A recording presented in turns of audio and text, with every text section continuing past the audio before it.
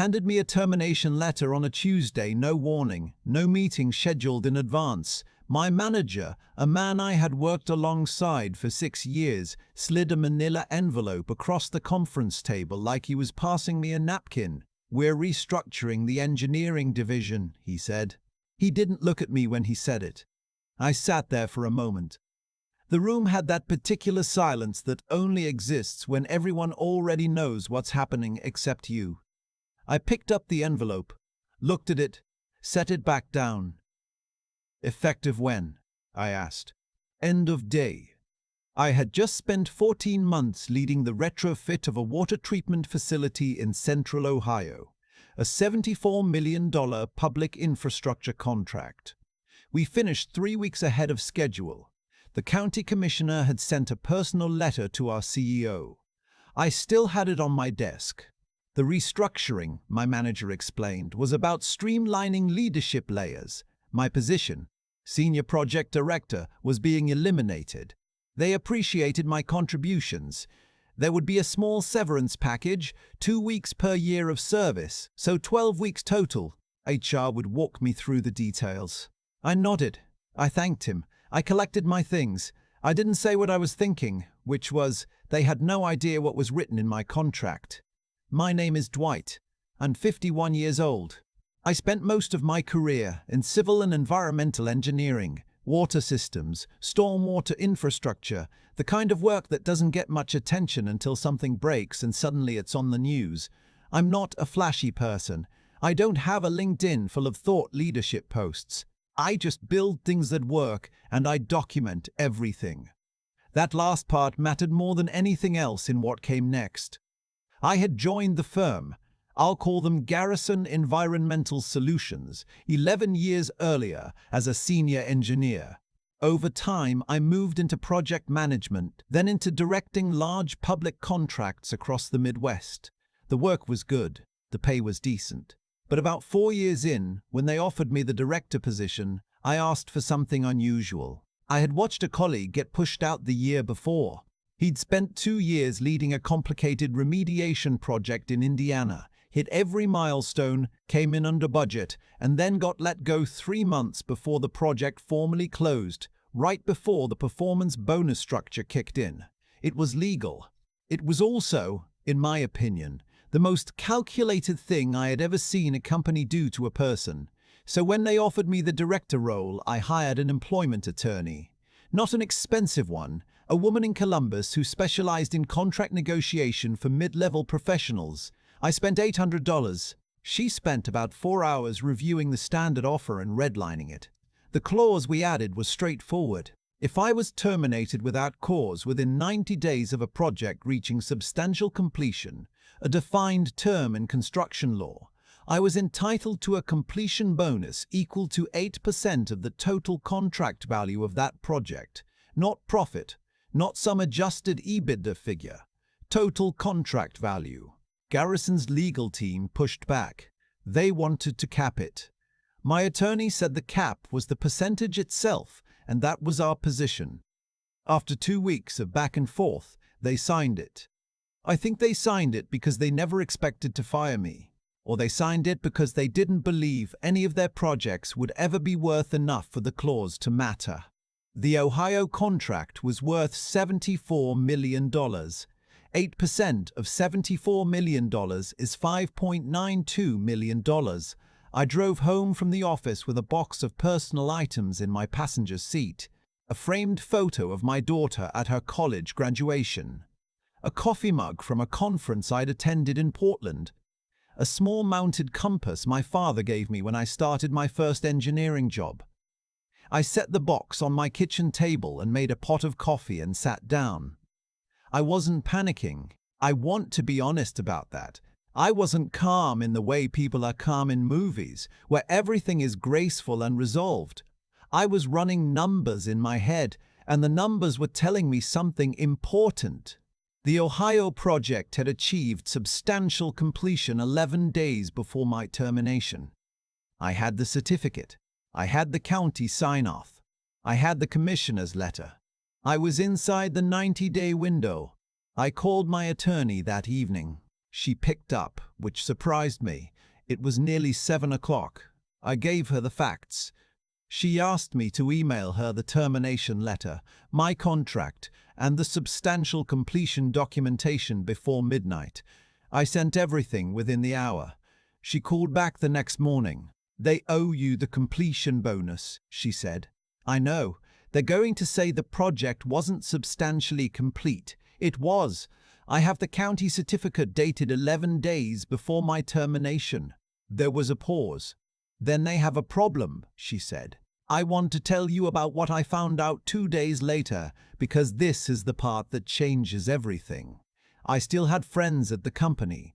One of them, a project coordinator I'll call my colleague, reached out to me the morning after I was let go. She asked if I wanted to get coffee. We met at a diner near her apartment. She told me that the restructuring story was real, in the sense that yes, they were eliminating some positions, but the timing of my termination wasn't about restructuring. It was about the Ohio contract. The way she explained it, Garrison had taken on the Ohio project expecting a certain cost structure. When we came in ahead of schedule, the final billing to the county was locked, but internally, there had been some creative accounting. Costs reallocated from other projects to inflate the apparent overhead on Ohio, which reduced the net margins they'd report to their investors. Standard enough manipulation. She wasn't sure of all the details, but she knew that my completion bonus calculation, if triggered, would be based on total contract value, and that number was very public. It was in county records. They couldn't hide it. Someone had done the math.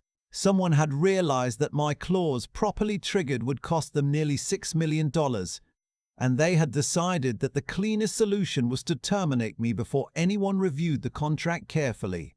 What they hadn't counted on was that I had already reviewed it. 11 years ago, I had hired an attorney specifically because I had watched them do this to someone else.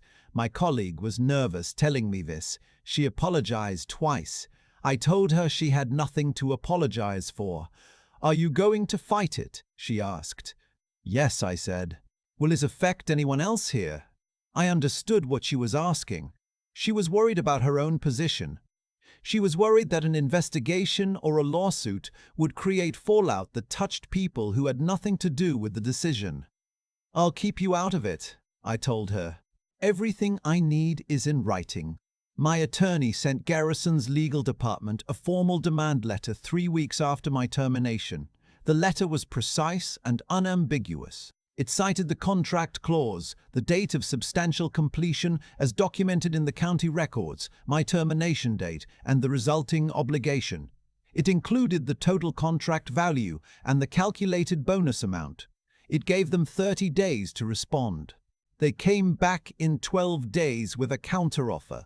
They argued that my termination was not without cause, that the restructuring itself constituted a legitimate organizational cause.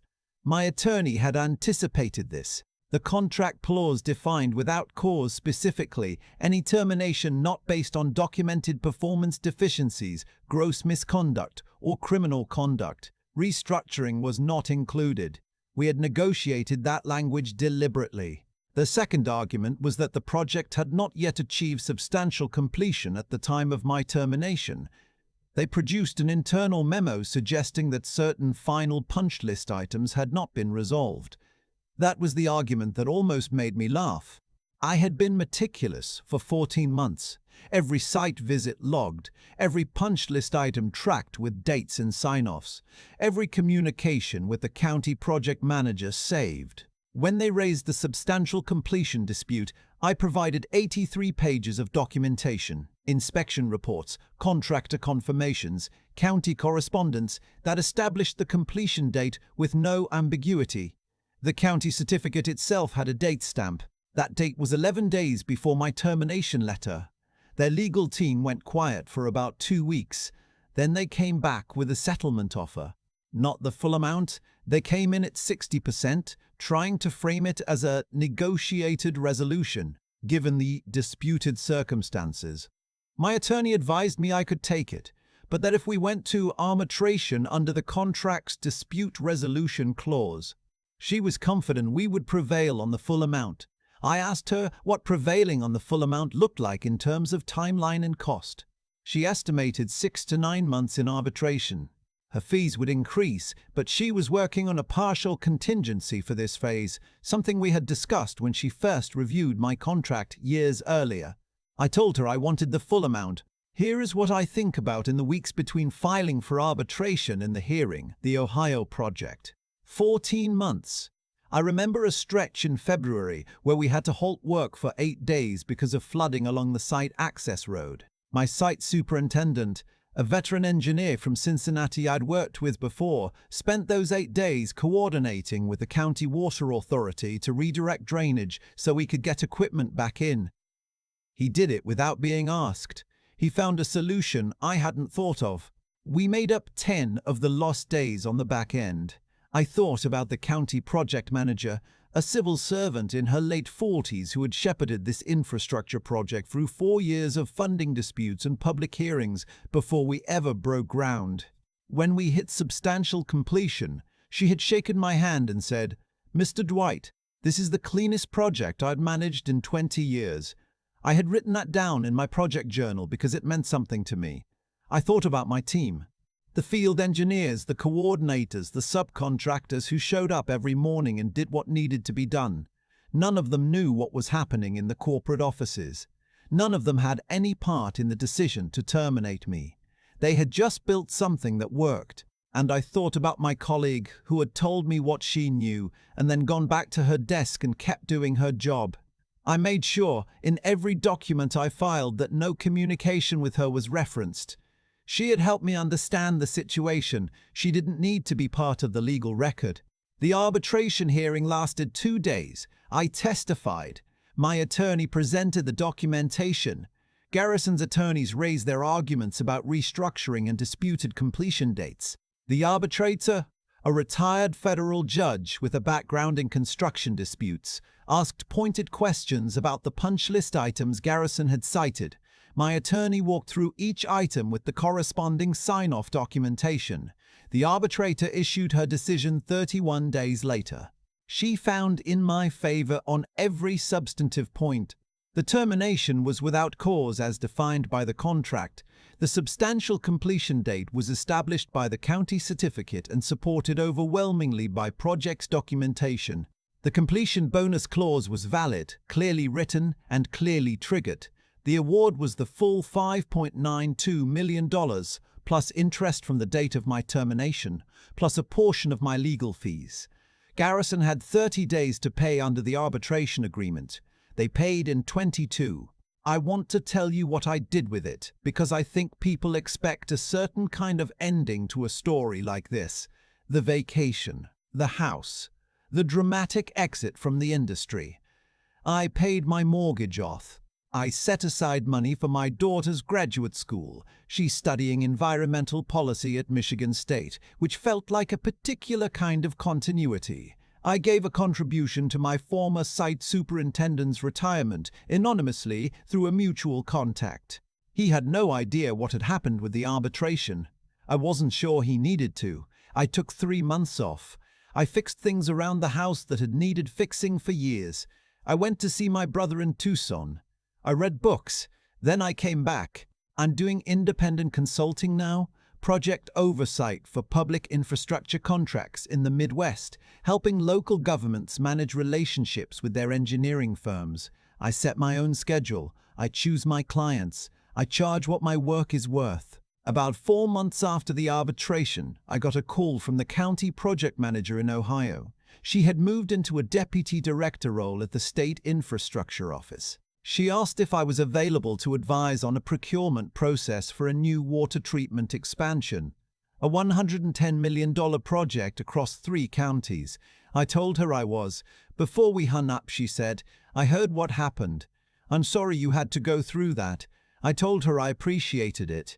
Then I told her the honest truth, which was that the person who had trained me to document everything, to read every contract, to never assume good faith without verification, that was my father. a man who worked 31 years for a railroad and understood exactly what it meant to do careful work in a system that didn't always reward it. He died my second year with Garrison. He never knew about the clause I had negotiated. He never knew about the clause I had negotiated. He never knew about Ohio. But every time I saved an email, logged a site visit, filed a dated inspection report, I was doing what he taught me. I was building the kind of record that speaks for itself when you can no longer speak for yourself. That's the part of this story that still stays with me. Not the number, not the arbitration, the fact that 11 years of careful, unglamorous habit turned out to be the most powerful thing I had. I still think about the moment I set that termination envelope back down on the conference table. I didn't slam it. I didn't raise my voice. I just set it down, nodded, and said thank you. People sometimes ask me how I stayed that composed, and the honest answer is that I wasn't composed because I was confident everything would work out. I was composed because I had already done the work, years earlier, quietly, without anyone watching. That's the thing nobody tells you about how cause and consequence actually function in real life. The decisions that protect you aren't the ones you make in a crisis. They're the ones you make on an ordinary Tuesday afternoon when nothing is wrong yet, when you're tired and it would be easier to skip the documentation, to trust the handshake, to assume that the people across the table are operating in good faith. I made a different choice. Not because I was suspicious by nature, but because I'd watched what happened to someone who didn't. I paid attention. I remembered. My father used to say that a man who does careful work in careless conditions is doing two jobs, his own and the job of making up for everyone around him who cut corners. He didn't mean it as a compliment. He meant it as a warning about the cost of integrity in systems that don't always reward it. But what I learned, what Dwight eventually learned, sitting at his kitchen table with a box of personal items and a pot of coffee, is that the cost is almost always worth it. Not because someone is keeping score, because you are. Because the record you build over time becomes the argument you never have to make out loud. The arbitrator didn't rule in my favor because I was sympathetic. She ruled in my favor because I had 83 pages of dated, signed, unambiguous documentation. That documentation existed because of a habit I had maintained for 14 months across 1,000 small, unglamorous moments. Logging a site visit no one would ever check, saving an email I might never need, writing down a date because someday a date might matter. None of those individual actions felt significant at the time. Together they were worth nearly $6 million and the recovery of 11 years of work. What I keep coming back to is this. The intelligence required to protect yourself in a complicated world isn't the kind that shows up on a credential. It's the kind that asks uncomfortable questions before you sign something. It's the kind that hires an attorney when the stakes are still theoretical. It's the kind that reads the clause no one expects to ever be triggered. That kind of thinking doesn't come from being clever. It comes from being honest about the fact that institutions, even good ones, will sometimes act in their own interest at your expense. Knowing that isn't cynicism, it's preparation. And then there's the harder part, the part that has nothing to do with strategy. I kept my colleague out of the legal record because she took a risk to tell me the truth, and she deserved to be protected for that. I made the contribution to my site superintendent's retirement anonymously because what he did during those 8 days in February was worth recognizing, regardless of whether he ever connected it back to me. Those choices didn't help my case. They didn't earn me anything additional. I made them because they were the right thing to do and because I had long since decided that how I conduct myself in the aftermath of a betrayal matters as much as how I conduct myself on an ordinary day. My father built 31 years of careful work inside a system that never quite gave him his due. He taught me everything I used to win this. I just wish he'd lived long enough to know that the lesson held.